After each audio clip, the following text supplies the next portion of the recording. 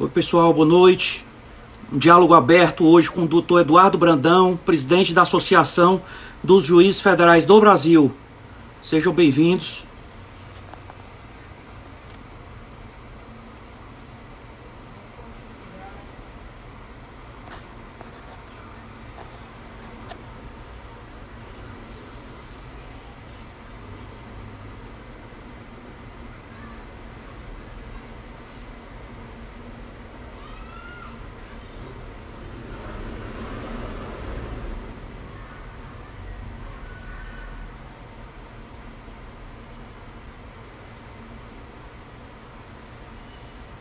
Atlântida Mergulho, bem-vindo.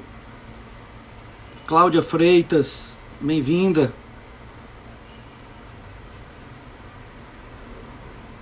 Caiu a conexão com o Dr. Eduardo?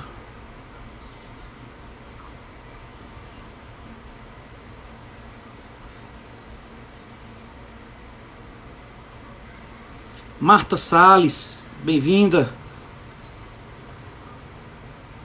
Admiradores Mauro Benevides, bem-vindo. Yuri, bem-vindo, amigo. Doutor Eduardo está chegando aqui agora. Doutor Leonardo Rezende. Tem um problema aqui na internet. Foi. Valeu, foi na minha, desculpe. Qual foi a última pergunta mesmo? Desculpa. Antes de complementar a última pergunta, doutor, entrou aqui na live agora um grande magistrado aqui da nossa Justiça Federal do Ceará, doutor Leonardo Rezende. Um grande abraço, Leonardo. Um grande abraço. Pô, prestigiando aqui. Grande amigo, gente boa. Obrigado. Grande abraço.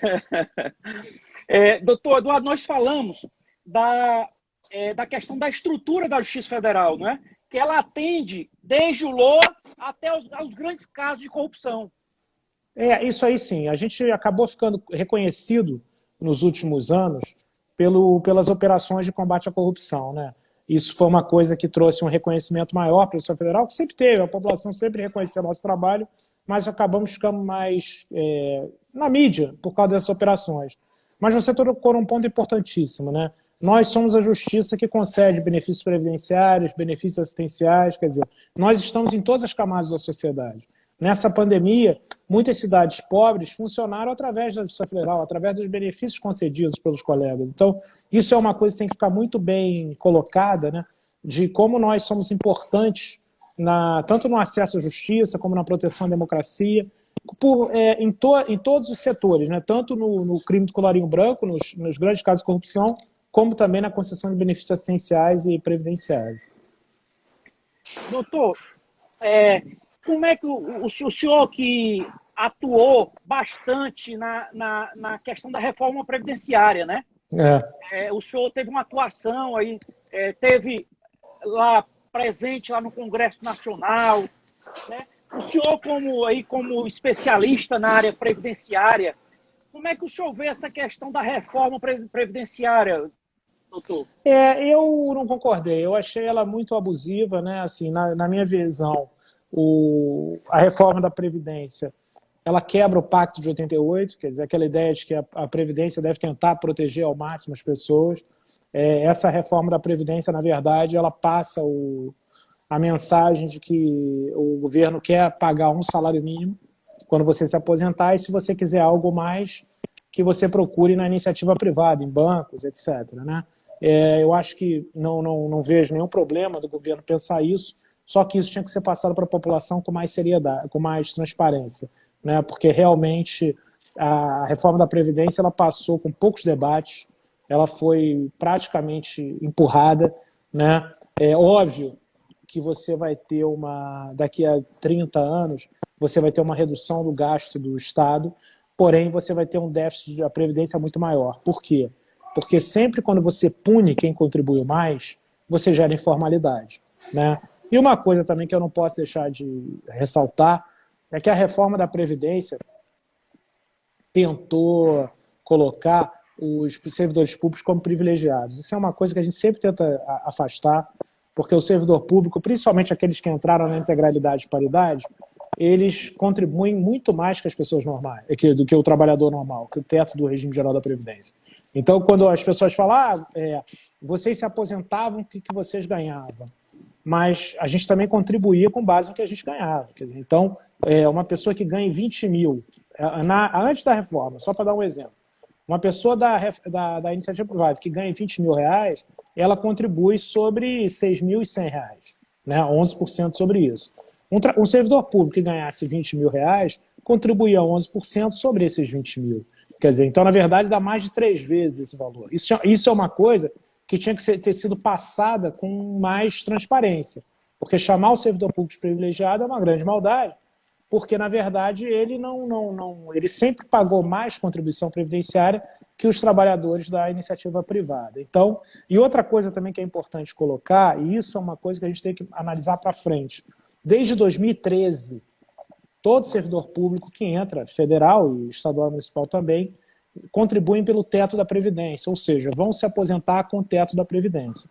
Ou seja, nas cidades, eu não vou nem falar da justiça, vou dar um exemplo só até no caso de médicos. Um médico vai para o interior trabalhar numa cidade distante, para ganhar o teto da Previdência numa prefeitura, na primeira oportunidade que ele puder vir mais para perto de casa, na capital, ele vai largar aquela prefeitura. Ou seja, nós estamos condenando os locais distantes apenas para os profissionais em início de carreira, em qualquer setor. A mesma coisa na magistratura, né? Então, isso tem que ser visto como uma ideia de país. Quer dizer, punir o servidor público como privilegiado não é algo interessante, foi, na minha visão, muito errado. E só para terminar, em 2015, nós tivemos uma alteração na legislação previdenciária muito importante, que, na minha visão, foi uma reforma da Previdência. E elas, sim, precisavam de mais tempo para serem amadurecidas, recebidas pela sociedade para a gente avaliar lá na frente. Quer dizer, essa reforma de 2019, eu efetivamente discordo muito dela, muito mesmo. Acho que ela foi cruel. Doutor Eduardo, tem assim algum modelo em algum país que seja inspirador assim, de previdência que o senhor enxergue que seria um modelo? Não, assim, obviamente que previdência, né, eu não conseguiria assim, eleger um sistema ideal, né? A questão toda é que eu acho que qualquer sistema previdenciário ele tem que tentar, de alguma forma, privilegiar quem contribui mais. Todo sistema contributivo tem que privilegiar quem contribui mais. Então, assim, e isso eu coloco até nas decisões judiciais, com todo respeito às posições. O aposentado por tempo de contribuição, aquele que contribuía 35 anos o homem e 30 anos a mulher, ele tem sempre que ser protegido, né? Quer dizer, na antiga lei mesmo, o fator previdenciário só reduzia a aposentadoria desse trabalhador. Quer dizer, o cara que contribuiu mais, o sujeito que mais contribuiu era o único que tinha redução. Quer dizer, não faz sentido. Quer dizer, você está punindo quem contribui mais, você está chamando de bobo aquele que mais participou, né? É um sistema que se sabota, né? Essa ideia da justiça social, isso é uma coisa que eu acho que é muito importante. A ideia de justiça social é muito séria, muito boa. Porém, para contribuições previdenciárias eu sou contrário, porque assim, quem contribui mais tem que ganhar mais, né? Porque quando você vai para o banco é assim. Se você fizer uma previdência com R$500, você vai ganhar menos do que se eu fizer por 1.000, não é assim? Então, assim, então não tem muito sentido, né? Então, eu discordo um pouco dessas soluções que foram encontradas. Mas agora não tem jeito, agora é seguir em frente e cada um cuidar da sua vida, infelizmente. Tomara que a população se prepare para isso, né?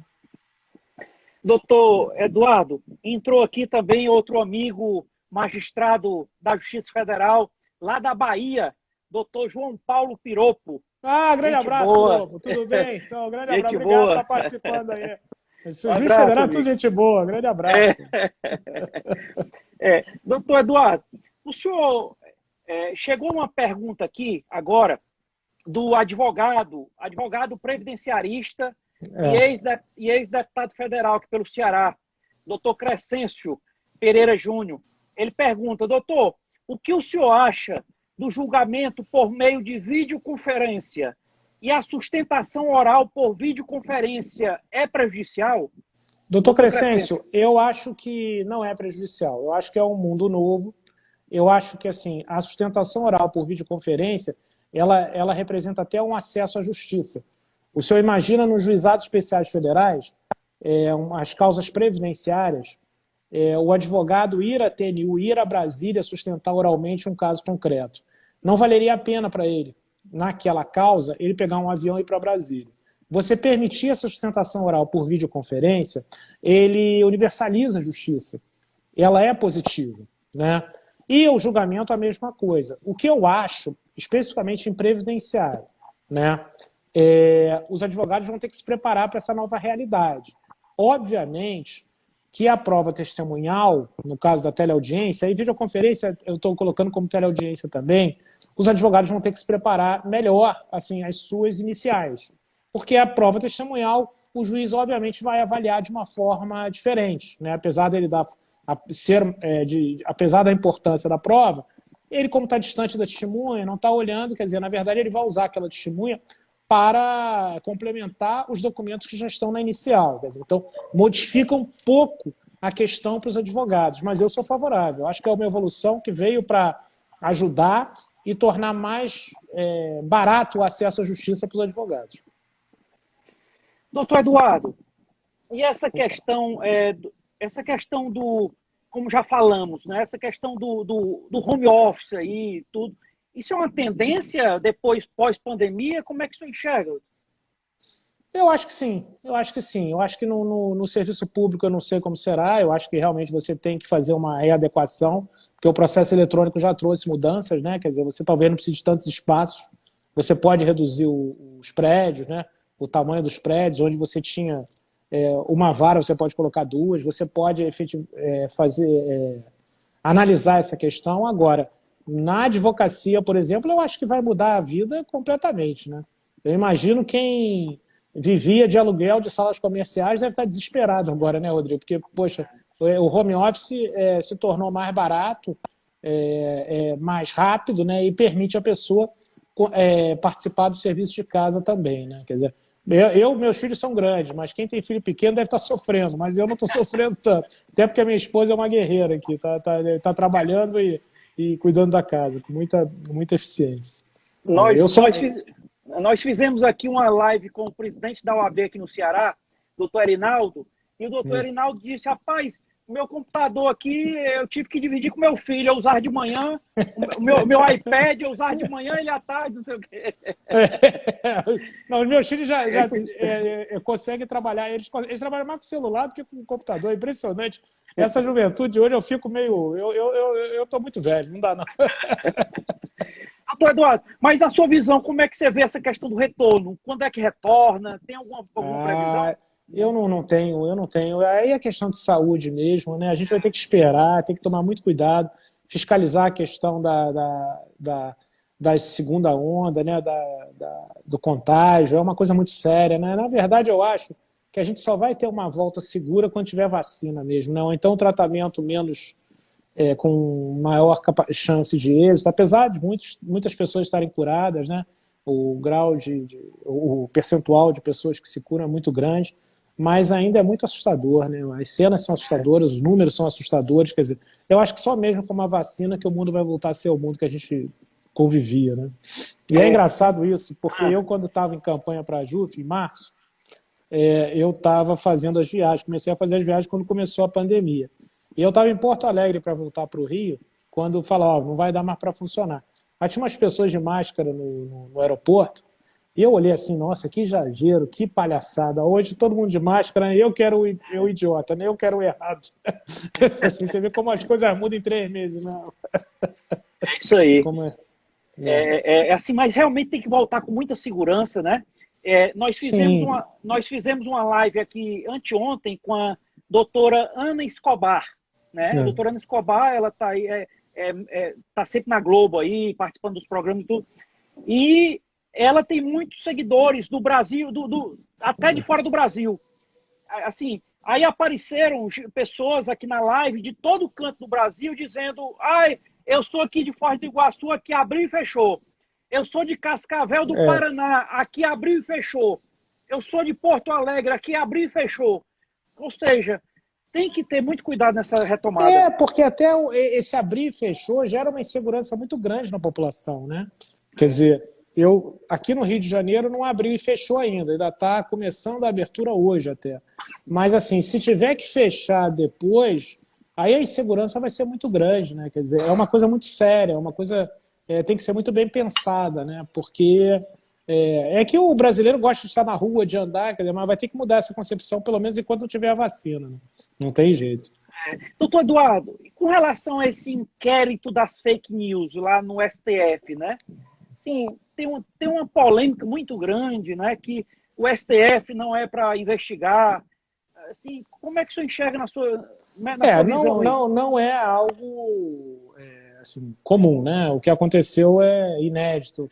Mas os fatos apontados também são gravíssimos, né? Quer dizer, as situações também são, quer dizer, por mais que a gente não esperasse que fosse desse jeito, não desejasse que fosse desse jeito, a gente entende a preocupação, porque realmente a situação é gravíssima.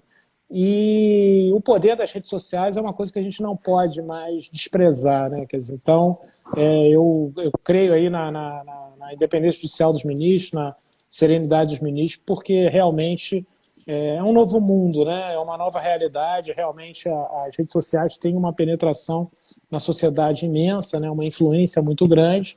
Então, essa preocupação, acredito que isso tenha sido decisivo, né? E algo que também se discutiu muito na mídia esses dias, né? Era o foro adequado do processo do Flávio Bolsonaro, né? Que seria na primeira instância. Esse eu não vi o processo. Eu não vi o processo. Eu realmente, a decisão judicial, para mim, fica mais complicado. Eu não vi a decisão judicial. O caso é o seguinte, é que ele era deputado, né? E o foro adequado era o Tribunal do Rio de Janeiro. Sim. Mas como ele deixou de ser deputado, aí uns entendiam que tinha que ir para a primeira instância. Então, assim, foi essa questão da dúvida do foro. Eu vou ficar aí com a independência judicial. Eu acredito que tanto os desembargadores como o juiz de primeira instância têm suas decisões fundamentadas e a melhor vai prevalecer lá no STF e no STJ, que realmente, como eu não vi os autos, é complicado, né? Doutor Eduardo, e na sua visão, com relação ao juiz de garantias, o senhor acha que é benéfico para a justiça? Como é que o senhor enxerga? Eu acho que ele é interessante. Tem colegas, a JUF tem posição, né? Nós temos gente que defende e tem gente que é contra, né? Eu só acho que tem que valer para todos os processos. Não pode ser para processos específicos, na minha visão. E a única coisa que eu implico com o juiz de garantia, porque ele tem que ser... E até a questão do processo, ficou claro que ele não tem como ser implementado imediatamente, tanto que foi suspenso, né, pela decisão do ministro Fux e tal. A única coisa que eu impliquei com a questão do juiz de garantia não é propriamente com o Instituto em si. Foi a forma como ele foi aprovado, como se fosse uma retaliação ao juiz de primeira instância, né, ao juiz federal, até especificamente falando da Lava Jato e tal. Isso eu não gostei. Eu acho que o tema é importante, é interessante a discussão, mas tem que ser uma discussão técnica, né? E não propriamente como uma retaliação. Agora, o Instituto em si tem gente que defende, tem gente que é contrário, e aí, se ele for regulamentado para todos, a JUF vai ser favorável. Se todos conseguirem atender, vai ser favorável.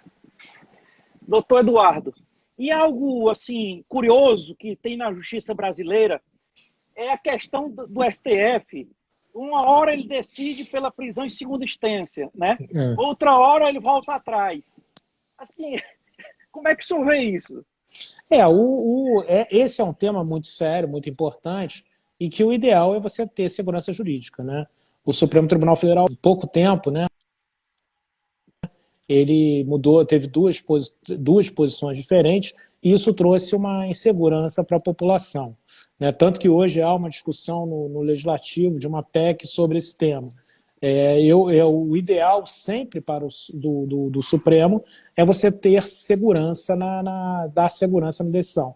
Mas a JUF tem uma posição histórica, da qual eu concordo, que até como presidente da associação, de ser favorável à prisão após a segunda instância, né? Então, assim, até pela questão, por entender que já houve, mas respeitando, como eu disse, sempre a independência judicial, respeitando a decisão do Supremo, mas a posição da JUF é favorável à prisão após a segunda instância. E, doutor Eduardo, houve nesses últimos tempos, houve uma tensão grande entre os poderes, né?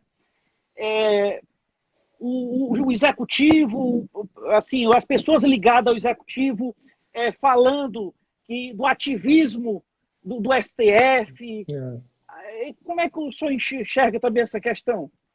Eu acho que assim, o Brasil precisa de estabilidade, né, Ricardo? O Brasil precisa de estabilidade, ele não pode... a gente tem que saber cada um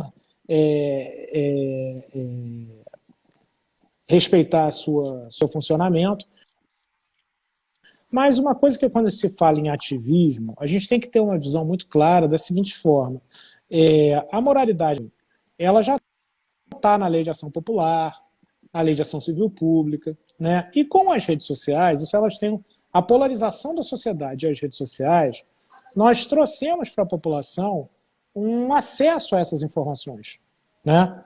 Então, essas pessoas procuram o judiciário. Uma pessoa que entende que um ato do executivo viola a moralidade administrativa, ela procura o judiciário. Isso está na lei. A lei da ação popular é de 65. Né? Então, na verdade, o que houve uma conscientização da população em relação a essas leis, né? Que ela pode contestar no judiciário uma norma que ela entende que viola a moralidade administrativa. E isso vem parecer que seria uma coisa de ativismo. Mas até nesse ponto, vale destacar o sistema recursal. Por quê? Tivemos vários casos na primeira instância em que se pediu a exoneração de um cargo indicado pelo Executivo e o tribunal foi e cassou a liminar. A liminar foi dada e cassou a liminar. Quer dizer, o judiciário passou segurança jurídica, houve debate da matéria e a questão foi resolvida. Então a gente tem que olhar os dois lados. Né? Então, assim, é óbvio, se eu fosse administrador, se eu fosse do Poder Executivo, e uma escolha minha, uma decisão minha fosse cancelada pelo judiciário, eu não gostaria. Afinal, toda a minha decisão tem uma razão de ser, ninguém seria feliz. Mas o que eu acho que a gente tem que tentar defender é o seguinte, que o processo, principalmente para qualquer autoridade legislativa, executiva e até do judiciário, ele traz os remédios para as decisões que você não concorda, que são os recursos.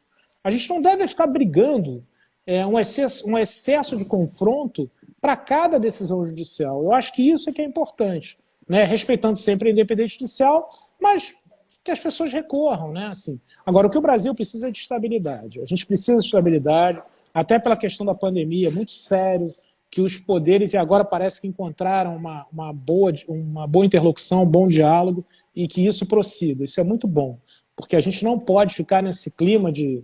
Todo domingo a gente esperava uma confusão. Né? É impressionante. O domingo era o dia de descanso, virou o dia da confusão. Né? Então, assim, a gente precisa caminhar. Né? É isso aí. Doutor, chegou uma pergunta aqui. Doutor Eduardo, o tempo de trabalho reconhecido na Justiça do Trabalho não é aceito pelo INSS. Como o senhor vê essa questão como magistrado? Essa questão do tempo de trabalho reconhecido, o INSS não foi parte do seu trabalho. Né? Na minha visão, se houve recolhimento de contribuições previdenciárias, na Justiça Federal esse tempo possivelmente venha a ser reconhecido. Tá? O que não é reconhecido, mesmo que seja no seu trabalho, é se não houve recolhimento de contribuições previdenciárias. Isso é um cuidado que os advogados têm que ter. O tempo reconhecido no seu trabalho, ele tem que ser, para ser reconhecido na Justiça Federal, tem que ter havido recolhimento de contribuições previdenciárias em regra. Tá? E aí até uma coisa importante também que eu gostaria de esclarecer, que muitas vezes o advogado ganha do trabalho um processo. Né? E a empresa condenada, ela paga a guia com as contribuições pagas. Paga lá o documento, o GRU, né, o DARF, paga lá o documento referente às guias. E aí a pessoa acha que já está garantida. Só que o INSS não tem onde colocar aquele valor. Ele sabe que é daquele CPF, mas ele não tem aonde colocar, ele não sabe em qual período aqueles valores têm que ser colocados. Então, eu sempre falo para meus alunos, eu sou professor de previdenciário, que quando ganharem uma ação trabalhista, procurem, peçam para o seu cliente, ou ele mesmo leve para o cliente, no INSS, levar a sentença, a petição inicial para mostrar onde aquela guia, com aquelas contribuições recolhidas, tem que ser colocadas. Em que período, né? Aqueles 2 anos em que a pessoa ganhou hora extra, por exemplo. Né? Então é importante esse cuidado do advogado trabalhista, porque o advogado trabalhista ganha a ação e acha que aquilo ali já vai entrar para o cliente. Às vezes não entra porque o INSS não sabe onde colocar aqueles valores. Né? Então, assim, cabe ao advogado levar no INSS e falar assim, olha, esse período aqui é de 2013 a 2015, tá? E aqui estão os valores das contribuições. Isso é um cuidado que o advogado trabalhista tem que ter quando é agenciado, porque não é imediato, não é automático. Voltou? Deu uma cortada aqui. Voltou, né? Voltou. Ah, não, para mim tá. Eu tô tranquilo. Doutor Eduardo, agora, assim, uma grande distorção que nós temos no nosso país ainda é a questão da informalidade, né? Como a gente já falou. Sim. Né? Assim, como, por exemplo, nós temos uma diarista em casa, né? Ela recebe pelas diárias e tudo, e tem aquela funcionária que trabalha diariamente e tudo, e às vezes a diarista ela ganha mais do que a própria funcionária. Exatamente. E contribui menos, né? Ela ganha o dobro, né? Ela acaba ganhando o dobro, né? Assim, aqui no Rio de Janeiro a proporção é essa. Uma empregada doméstica ganha um salário, a diarista, se trabalhar 22 dias na semana, ganha o dobro, né? Só que a diarista tem que recolher a própria contribuição e nunca recolhe, né? Sempre recolhe pouco, né? E aí chega no final da vida, tá desprotegida, mas vai ganhar lá o salário mínimo, né? Se não recolheu lá pelo benefício essencial. É aquilo que eu falo. A empregada doméstica que recolheu a vida inteira vai ganhar a mesma coisa que a diarista aos 65 anos quando ganhar o benefício essencial. Quer dizer, a gente premiou quem não contribuiu. Volto a falar daquela questão da informalidade, né? Esse é um grande risco que a gente tem. E, assim, sempre o governo federal, doutor, ele bateu na tecla que a nossa previdência, né, é deficitária. Sim. Agora, eu escuto vários discursos de especialistas dizendo que não é deficitária. Porque é o seguinte, o que acontece é que eles tiram recursos ali da Previdência para outras áreas, né? E não, é que assim... Como é que o senhor vê isso? A Seguridade Social ela é custeada com base nas contribuições do artigo 195. Então, a COFINS e a contribuição sobre o lucro, elas são contribuições para a Seguridade Social, né? E quando se discutiu a reforma da Previdência, estavam querendo que a Previdência sustentasse apenas com as contribuições previdenciárias dos segurados, dos empregados e tudo. Mas não, a COFINS e a contribuição sobre o lucro também teriam que fazer parte desse cálculo. E nós temos previsto na Constituição Federal, no artigo 76 do ADCT, a desvinculação de receitas da União, a DRU, que agora, com a reforma da Previdência, caiu essa norma. Ainda bem, foi uma coisa que andou bem. Mas antes ela tirava 30% dessas contribuições para o governo usar no que quisesse. Quer dizer, então deixava de ser uma contribuição para a Seguridade para poder ser usado no orçamento. Na minha visão, esses percentuais até eram inconstitucionais, porque na verdade virava imposto de renda, né? Porque já que era uma contribuição sobre a renda da empresa, e se não tiver destinação específica, deixa de ser contribuição e vira imposto de renda. Mas agora, com a reforma da Previdência, acabou isso, porque as contribuições sociais não podem mais ser objeto da DRU. Mas o problema, a discussão do déficit era essa. Se todas as contribuições previstas para a Seguridade, elas custeariam a Previdência e a assistência e tudo. Só que quando se colocou os cálculos, lá não. A Previdência tem que sustentar apenas com as contribuições previdenciárias, e isso é impossível. Doutor Eduardo, a pandemia tem gerado muitos processos na justiça? O senhor vê que pós-pandemia vai vir muitos processos? Acredito que muitos processos virão. Até porque a gente teve uma reforma da Previdência muito recente, né? Então, assim, a pandemia vai trazer vários processos,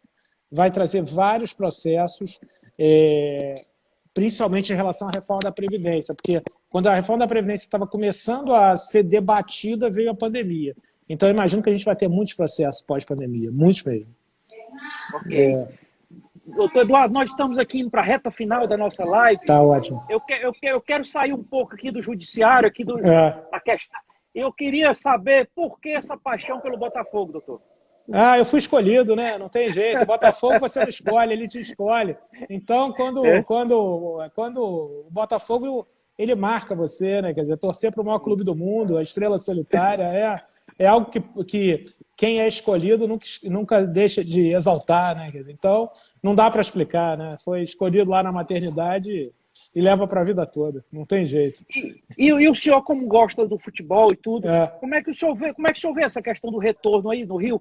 O Botafogo está entrando na justiça contra, né? Assim, tá polêmica. Sinceramente, o clima não era para voltar, né? O pessoal ainda está muito desanimado, né? Tá muito... a gente sente a população... O brasileiro, o carioca, gosta de ir para a rua, né? Futebol sem público, né? Assim, o próprio cuidado não estava no clima, né? Então eu acho que, e realmente eu estava vendo ontem, os profissionais tiveram pouco tempo para se preparar e tudo, então eu acho que foi uma coisa mais de pressão mesmo, do entretenimento, do que propriamente um cuidado com a saúde. Então, nesse ponto, mais uma vez, eu concordo com o meu clube aí, com a opção dele. Oi. Os torcedores adversários estão aparecendo aqui na live, estão dizendo...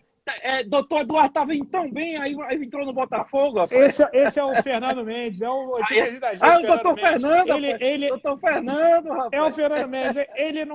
Ele não foi escolhido pelo Botafogo, coitado, foi corintiano. Então ele tem muito. Eu acho que ele até já deve estar procurando psicólogo para tratar disso, mas não tem jeito. Quem não é escolhido não tem jeito. Doutor Fernando Mendes, que nos deu a honra em maio de estar aqui conosco. Um grande amigo. Um grande amigo. Doutor Fernando, eu estava indo tão bem, saí de um corintiano para um botafoguense. Eu estava indo tão bem. Agora, meu pai era vascaíno e eu entrei na linha. Aí eu fiquei vascaíno. Pô. Melhor que ser corintiano. Não é tão bom como ser botafoguense, mas é melhor que ser corintiano. Obrigado, doutor Fernando. E aqui em Fortaleza, eu sou torcedor do Fortaleza. Doutor. Tá fazendo uma boa campanha aí, tá estruturado, tá bem. Não, nós temos aqui um grande treinador, Rogério Ceni, está fazendo um grande trabalho aqui. Vocês estão indo bem. Um presidente aqui também jovem, também fazendo um grande trabalho, que é o Marcelo Paes. Aqui o Walter Andrade Martins está dizendo, ser botafoguense é ter alegria. Ó. É isso aí, um grande amigo também, o Walter. Um abraço para ele, é isso aí. Então, doutor Eduardo, eu gostaria que, por gentileza, o senhor deixasse sua mensagem final aí, por gentileza. Queria agradecer demais a oportunidade de participar do Diálogo Aberto. Uma honra para mim e para a JUF. Quero falar a todos que estão assistindo que podem contar com a Justiça Federal. Nessa pandemia, meus colegas deram um exemplo de compromisso com o país, com o Brasil. Nós somos prontos a servir ao Brasil e assim sempre faremos. Contem com a Justiça Federal em todos os níveis, sempre. Muito obrigado. É isso aí. Realmente a Justiça Federal é composta de grandes profissionais, né? Grandes servidores. Realmente é uma grande instituição brasileira. Né? Isso aí. Doutor Eduardo, parabéns. Assim, obrigado.